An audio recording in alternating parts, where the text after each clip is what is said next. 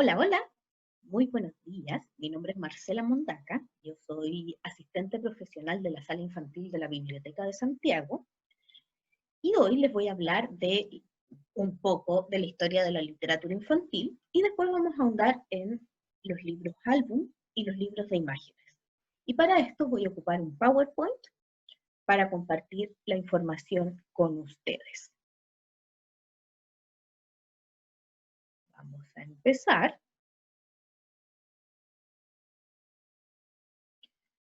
con nuestra presentación.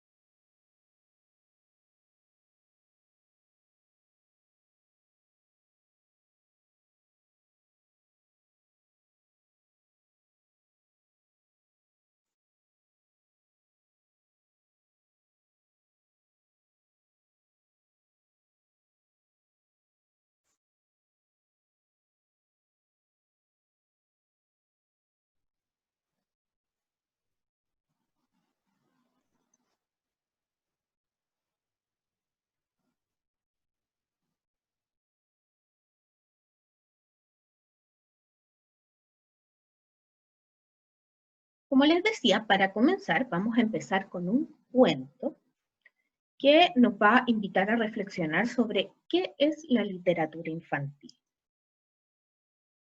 Y este cuento dice así.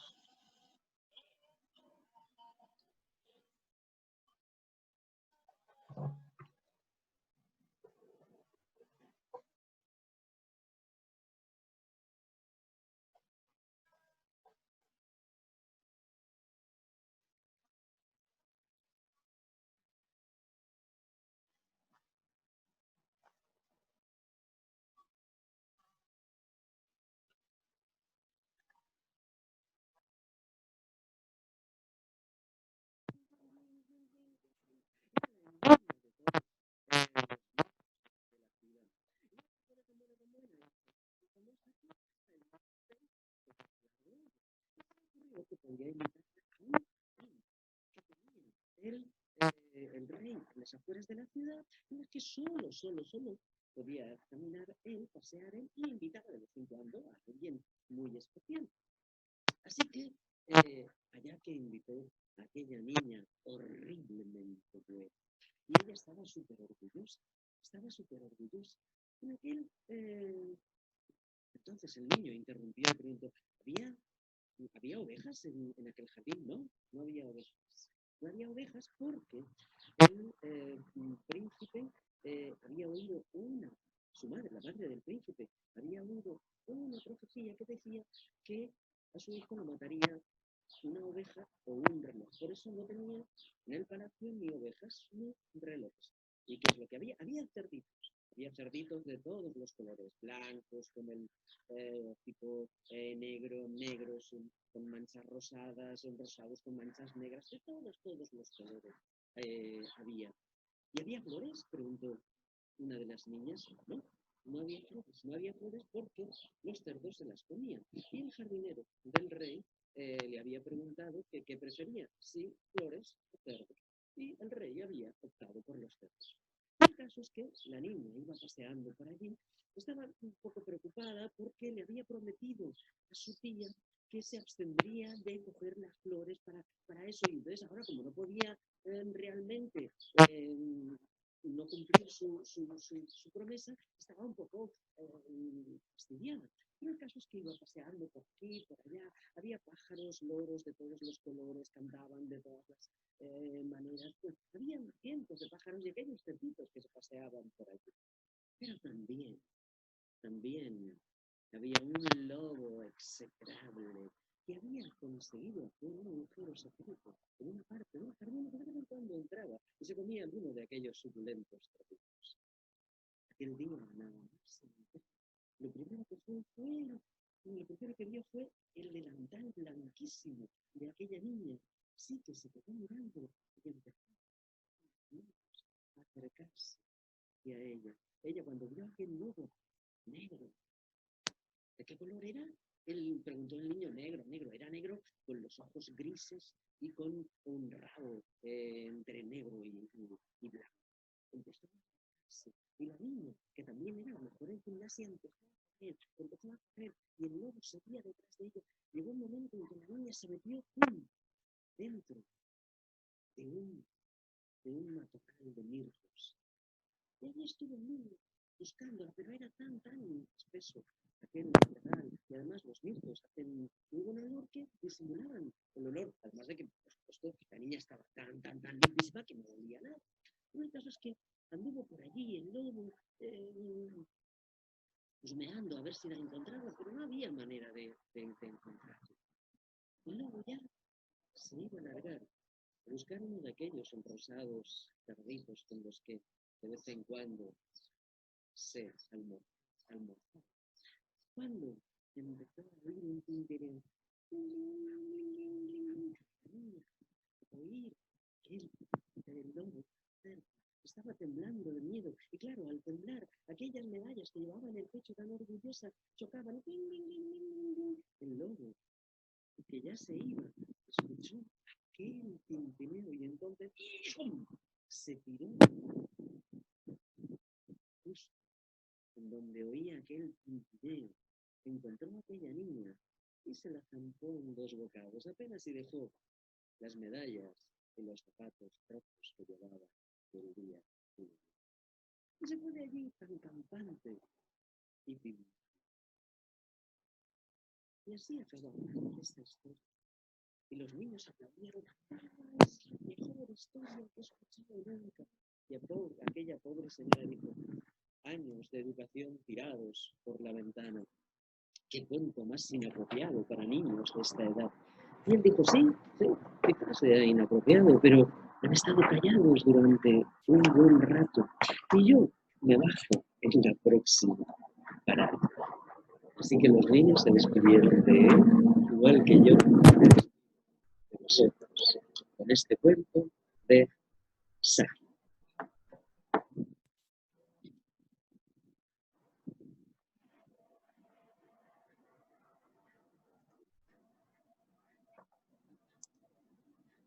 ¿Qué les pareció el cuento? Bueno, este cuento es del siglo antepasado, 1800, es de Saki. Él no hizo este cuento para niños y niñas, pero sí nos sirve mucho para reflexionar en torno a qué es la literatura infantil. Porque si ustedes escucharon bien el cuento, finalmente lo que se entendía hace muchos años era que la literatura infantil era para educar niños, para darles enseñanzas, y aquí vemos un paradigma que los niños finalmente no sabemos si les gusta que los eduquen a través de los cuentos o les gusta gozar a través de los cuentos. Una pregunta fundamental para empezar esta charla. Entonces yo por eso planteo esta pregunta. ¿Qué es la literatura infantil? ¿Son libros dirigidos para niños y niñas? ¿Son libros creados por niños y niñas? ¿O con personajes principales con niños y niñas? Les dejo estas preguntas, vamos a pasar a la materia y después vamos a ir poco a poco dilucidando, ¿ya? Bueno, coloco esta imagen porque la literatura infantil y el concepto de niño no siempre fue así. En la Edad Media los niños eran considerados adultos más chicos que no servían de mucho porque no tenían mucha fuerza para trabajar, para ayudar en la casa. Y de ahí también viene la palabra infancia, que es sin voz, ¿verdad? Aquí vemos un poco el contexto de la Edad Media, un contexto duro, donde había que trabajar, donde no habían vacunas, donde la peste arrasaba con las aldeas, el hambre era muy potente, y los miedos de la sociedad y la educación citadina, ciudadana, se daba a través de cuentos, y los cuentos eran unas cosas terribles, o sea, no sé, La Caperucita Roja, por ejemplo, que es un cuento de la Edad Media, se hizo para educar a las mujeres que si tú sales sola al bosque es porque va a venir un lobo y te va a comer, o sea, es un hombre el que te va a violar. O Barba Azul, si te casas con un X, ese te puede matar y puede ser una más de sus esposas muertas. O, y así un montón de cuentos, o sea, La Cenicienta. Todos los cuentos clásicos tienen un origen en esto, en una advertencia en torno a algo que te puede pasar. Y ahí no había una distinción entre lo que se le contaba al adulto con lo que se le contaba al niño. Es algo que era similar para todos, porque no estaba ese concepto de que el niño necesita ser salvaguardado, educado, que no todo lo puede escuchar, que hay cosas que va a ir descubriendo con el tiempo, que el niño no había teoría de la psicología infantil, nada de esas cosas. Después aparece este señor, Charles Perrault, 1800. Él fue contratado por el Rey Sol para hacer cuentos para la corte del rey, para los niños de la corte. Entonces lo que hace es adaptar los cuentos infantiles y los suaviza un poco, dando los primeros finales felices, moralejas también con el fin de educar, pero los suaviza bastante. Aquí, por ejemplo, está la imagen de Gustave Doré, y esta es una imagen de Barba Azul, donde ustedes pueden ver que son imágenes bastante perturbadoras. O sea, el hombre claramente es mucho más fuerte que la mujer, es más grande, y, y, y un poco retrata estos crímenes, estas violencias que habían en la Edad Media, que era la única forma de dar a conocer era a través de la narración oral, del relato oral, ¿ya? Que por primera vez Charles Perrault lo toma y lo escribe en verso y no en prosa en un libro, lo deja plasmado, porque antes todo esto era parte de la narración oral, o sea, todo el mundo lo conocía, pero nadie lo tenía impreso, ¿ya? Entonces así también se comenzó a dar a conocer y a cuestionar, ¿ya? Por ejemplo, acá tenemos una historia que es la de Piel de Asno, que es una historia terrible, o sea, una familia donde la madre muere y el padre se enamora de su hija porque es igual a su ex esposa muerta, y ella, para no ser violada por su padre, se tiene que poner una piel de asno encima para poder escapar. Acá tenemos algunas de las imágenes, ahí está Caperucita Roja de Doré, está Pulgarcito, que también, o sea, esos eran niños que estaban de más en una casa, si no tenían para alimentarse, o sea, si no ellos mismos no podían generar el alimento, eran objetos de desecho por la familia, ¿ya? También con Charles Perrault nace el concepto de la moraleja, de la enseñanza del cuento, ¿ya? Por ejemplo, acá vemos cómo él incorpora a la Caperucita Roja esta moraleja que dice así. Aquí vemos que la adolescencia, en especial las señoritas bien hechas, amables y bonitas, no deben cualquiera oír con complacencia. Y no resulta causa de extrañeza ver que muchas del lobo son presas.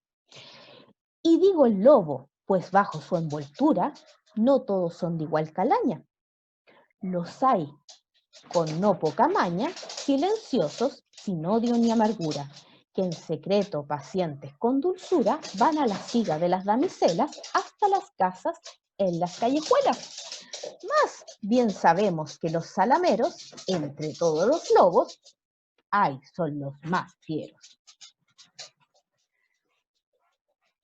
El texto cambia ya en el 1845, en el siglo XIX, ya, porque aparece otro tipo de concepto de niñez, ¿ya? Acá la niñez empieza a cuidar, a educar, y los cuentos también sirven para eso. Por ejemplo, acá tenemos este cuento, Pedro Melenas, que es un cuento absolutamente educativo, que lo hizo un señor de apellido Hoffman, que necesitaba él también buscar un libro para su hijo de enseñanza. Entonces fue por todas las librerías que existían en ese tiempo y no encontró nada adecuado. Entonces él lo que hace es hacer como un primer libro álbum, podríamos decir, donde él mezcla el miedo, la obediencia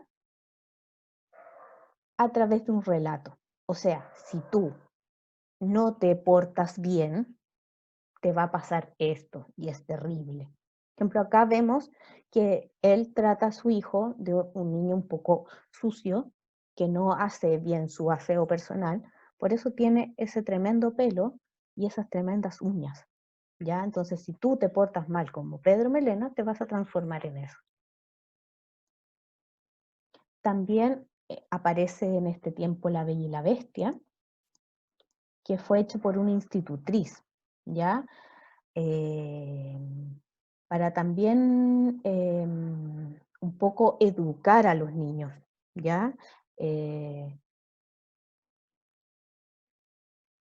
Darles normas de seguimiento. Lo mismo pasa con Pinocho. O sea, todos conocemos la historia de Pinocho. Si tú mientes, te va a crecer la nariz, ¿ya? Entonces, toda acción que tú tengas como niño que no hace caso va a tener una consecuencia, ¿ya?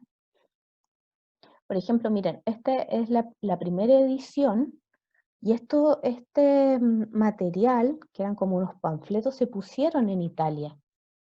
Imagínense, o sea, si tú te portas mal, te van a llevar como detenido, y además te va a crecer la nariz así de grande, ¿ya?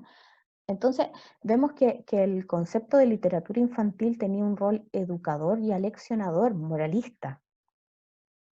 Y es un poco también lo que muchos de nosotros conocemos a través de las fábulas, a través de las leyendas. O sea, si tú te portas mal, te va a pasar esto. Si tú mientes, te va a pasar esto otro. Ese concepto cambia en los años 60 porque hay un revuelo y revoluciones. Está la revolución de las flores, comienzan los primeros activistas feministas, empieza también a cuestionarse el rol del género. Y aquí tiene un rol fundamental esta señora, que es Adela Turín, que ella empieza a cuestionarse todo este rol educador, de que en los cuentos infantiles de la literatura clásica, las mujeres tienen un rol interno, están en la casa, no pueden dar su opinión, no pueden trabajar, siempre están con el delantal. Si hablan de más son brujas, ¿ya?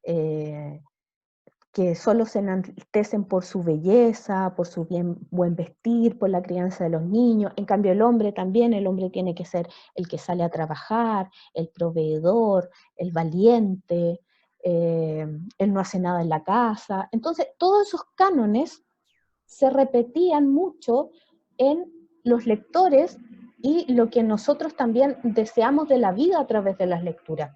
Por ejemplo, hay una generación mi generación, por ejemplo, que nosotras leímos muchos libros de princesas, de hadas, entonces eso tiene como resultado que tú cuando adulta quieres tener tu príncipe azul, ¿verdad? Es como lo que anhelas, ¿verdad? Y eso también tiene que ver con un componente biopolítico también que existe en la literatura infantil. Nosotros vamos generando políticas y modos de pensar a través de lo que vamos dando a leer a los niños y niñas. Entonces Adela Turín se da cuenta de esto y crea unas ediciones, una editorial que se llama A Favor de las Niñas y empieza a editar estos libros que son mayoritariamente feministas y exploran otro tipo de ser mujer, ser niña. Aquí todas son, las niñas son las protagonistas, ¿ya? Por ejemplo, acá en Rosa Caramelo es una elefanta que no quería comer peonias, que eran las flores que la hacían ser rosada. Y a ella no le gustaban las peonias y además ella no se ponía rosada. Ella lo único que quería era salir de ese lugar donde las tenían todas vestidas con zapatitos, con unos sombreritos. Ella lo que quería era ir al charco, ¿ya? Entonces presenta esta historia de este elefante que quiere romper con todo. Acá también está Arturo y Clementina, que es una historia de amor, pero un amor que tiene que ver con la estructura patriarcal, o sea, de que ella se queda en la casa, ella empieza a dejar sus sueños atrás por estar sirviendo a Arturo. Arturo le da muchas cosas para que ella tener arriba de su caparazón, pero ella, sin embargo, no es feliz hasta que escapa. Entonces presenta otros temas en la literatura infantil y eso crea un quiebre gigante con esta literatura leccionadora, ¿ya? También en este tiempo tenemos Donde viven los monstruos, que es el libro álbum de Maurice Sendak, donde también tiene que ver con un análisis estético de lo que está pasando en la revolución de las flores, en los años 60, que empieza un descubrir, empieza un salir hacia la naturaleza, hacia nuevos seres, hacia probar, experimentar, y eso también lo podemos ver reflejado en este libro, en este contexto. Acá, por ejemplo, puse Cómo atrapar una estrella, que es un libro álbum, es un libro donde confluye la imagen y el texto. También acá puse a Willy, que es un libro, una serie de libros de Anthony Brown, donde la idea es cuestionar las masculinidades. O sea, Willy es un debilucho, tiene miedo y es un protagonista, y eso lo hace ser maravilloso, porque se enfrenta con estos grandulones, ¿ya? También la literatura infantil de hoy en día trabaja temas para ver realidades de otras personas, ¿ya? No solamente se centra en los animalitos, en la casa. Por ejemplo, este libro, Detrás del muro, expone la historia de un niño que su padre está en la cárcel. Entonces, eso también es súper importante porque la literatura abre mundos, te lleva a ir mucho más allá y ponerte en el lugar del otro. Acá, por ejemplo, tenemos Olivia y las princesas, donde Olivia se cuestiona que ya no quiere ser más princesa. El año pasado, en el cuento, quería ser princesa, pero después dice, ¿por qué todas quieren ser princesas? Yo quiero ser distinta. Yo quiero ser una princesa chica, quiero ser una princesa africana, o no quiero ser princesa, lo que yo quiero es ser reina, ¿verdad? Acá también tenemos No, David, no, que es un libro de un niño que hace maldades. Y solamente el texto es No, David, no. Y es un libro gracioso, reconocible, y donde uno ve al niño tal como es. O sea, los niños son maldadosos, los niños se mueven, los niños hacen cosas. Los representa tal como son. Y también tenemos libros, por ejemplo, este libro, Princesito, que habla de una niña trans. Entonces expone también otras, la igualdad, ¿verdad? De género, el cuestionamiento también de esto, verlo también como un niño o una niña igual que los otros. Acá estos niños no tienen rostro, entonces eso también es súper importante en la ilustración, porque los muestra a todos iguales.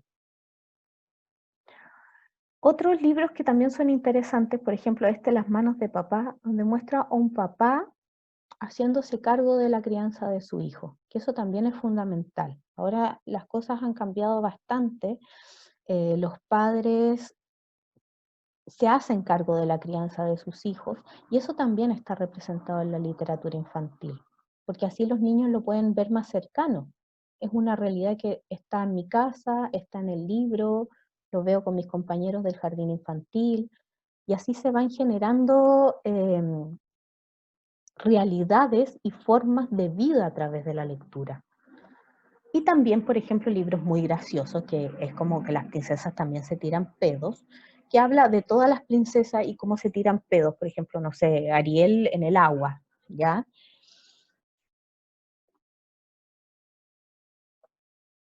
Y aquí, para terminar con este módulo, les voy a leer este texto de Galiano, que tiene mucho que ver con todo esto que hemos visto, que además está en un texto que ustedes lo pueden leer y complementar con lo que yo estoy exponiendo, ¿ya? Y este cuento dice así: Arte para niños.